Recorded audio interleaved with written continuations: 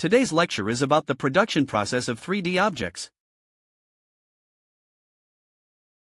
Let's first look at the three types of textures in general object production. Not just objects, but all types. Roughly divided into three. One is the bilateral repeating trim sheet texture.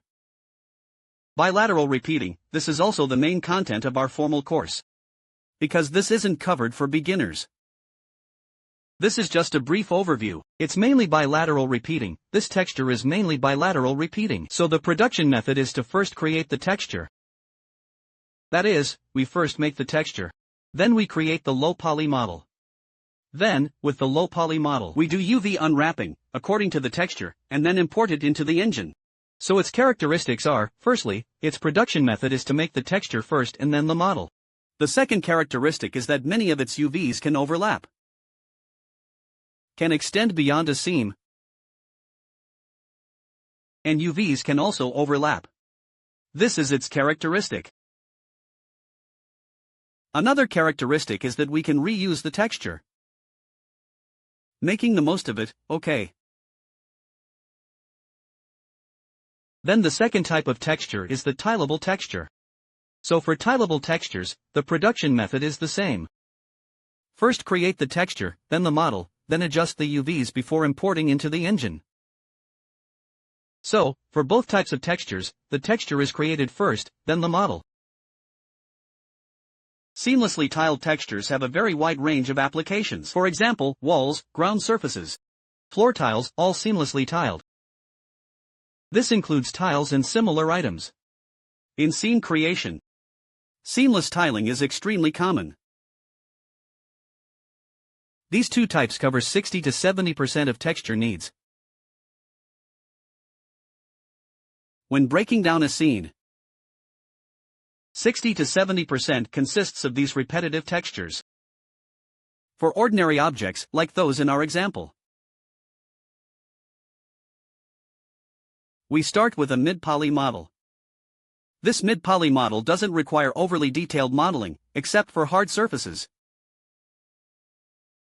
Hard surfaces are a topic for another time. For naturally damaged objects, the modeling requirements for the mid-poly model are less stringent.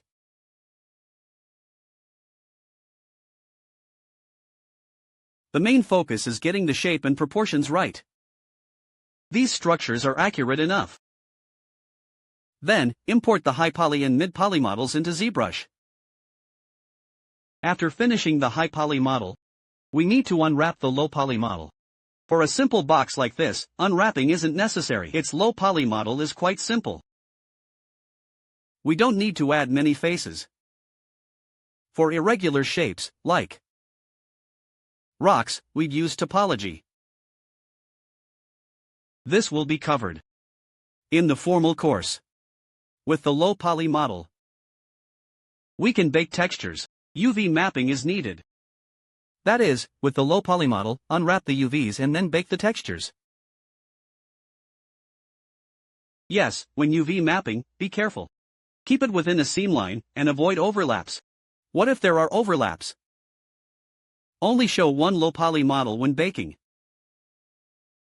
For example, there are 8 screws on the box. Do I need to model all 8? It's not always necessary to use a low poly model. Generally, if you need precise results, just create one model, then bake it.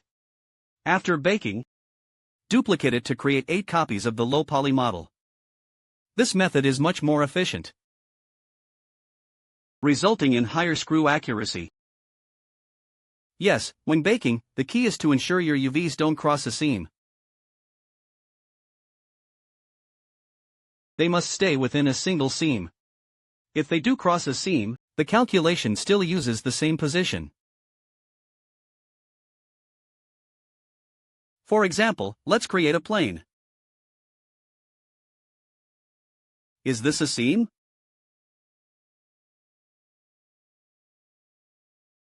It is. Let me show you. This is a seam.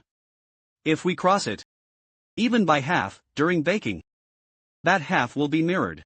The right half is effectively baked onto the left side by default. So for easier inspection, It's best to avoid crossing seams.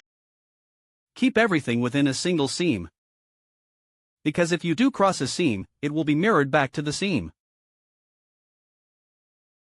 Then, if there are other objects here, they'll overlap, resulting in overlapping low-poly UVs. What problems does this overlap cause? Baking will result in two normal maps. The textures will overlap, and the normal map will be inaccurate. The baked textures will be inaccurate. We'll discuss this in more detail later, but after baking the textures, we'll move to SP for material mapping.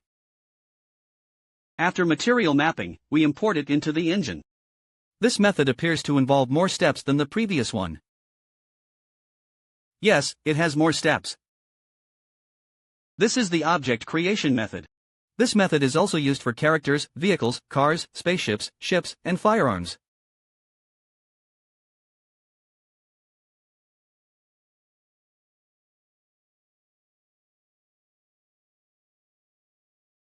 The previous two methods are primarily used in scene creation, and are widely applied.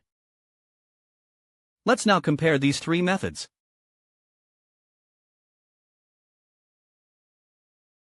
Let's look at the first texture, trim shade.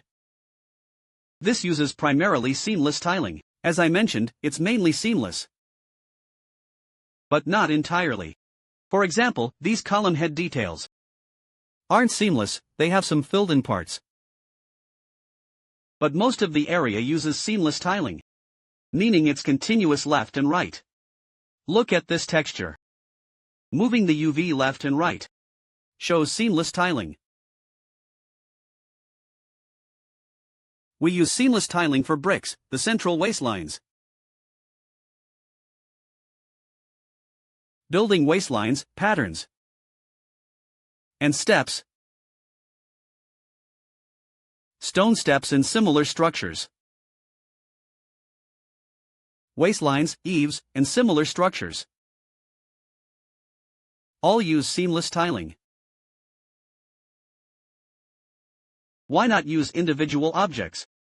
Because using objects requires individual UV mapping for each model. This heavily burdens the scene.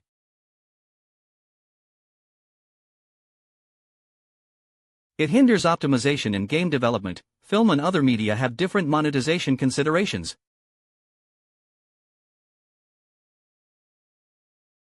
So the key in game development is performance optimization. Whether your game runs smoothly depends on your design. It needs to run smoothly on mobile or target devices. This is crucial.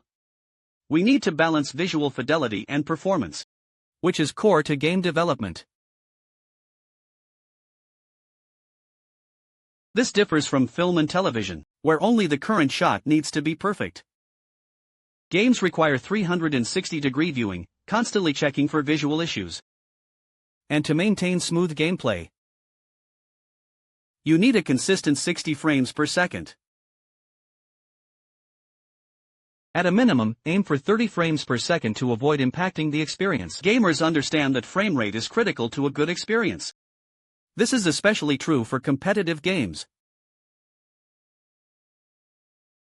like FPS and MOBA titles, shooting games and MOBAs.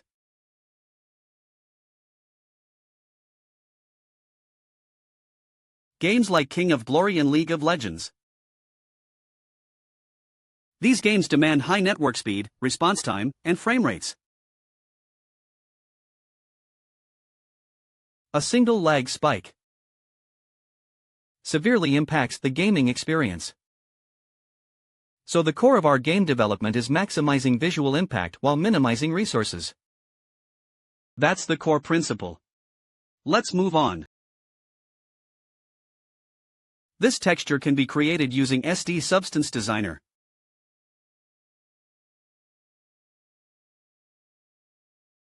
Or the ZVSP workflow. We'll cover this in detail later in the course. This model was created using the Trimsheet technique, resulting in a tiling texture. Notice the details here and here. They're identical. Observe how the details match. It's a tiling texture. Therefore, it's a tiling texture. You can examine the rest yourselves. This wood texture is also tiling. A trim shift texture. Let's examine the details here. And this side was sculpted separately. Then it's combined, the side and cross section are combined. There are several ways to combine them. One is direct joining, resulting in a slight seam. Alternatively, using an alpha edge avoid seams. Or use the decal method. This will be explained in detail later. Then, with these decals. After we've made these decals, we can assemble them like this. I've shown this before. Like when making wooden doors and fences. I've shown this before. The demonstration was for this purpose. That's how Trimsheet is used. After having these decals, we adjust the UV, then create the model. The model's effect is roughly like this. This is the effect of low poly decals with normal maps. And here's another example of low poly decals with normal maps. This is the in-game effect. This is from God of War 4. It's that style. A heavily realistic style. Here's the in-game look. The decal applied. Now let's look at the outside decal. It's a trim share decal. It's bilaterally continuous. Bilaterally continuous. Then we see its application. These details, such as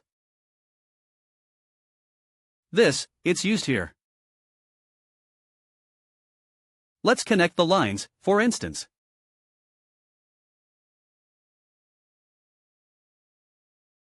This detail, incorrectly drawn, is used here. And this detail is here. This row is used here. And this row is used here. It's not simply pasted and aligned, but uses a small portion. A small part is used for alignment, while other parts might be quadrilateral continuous textures, or other bilaterally continuous textures spliced together. Like this, it's quadrilateral continuous. A quadrilateral continuous texture. This is the same as this one, right? This is how a trim sheet is used.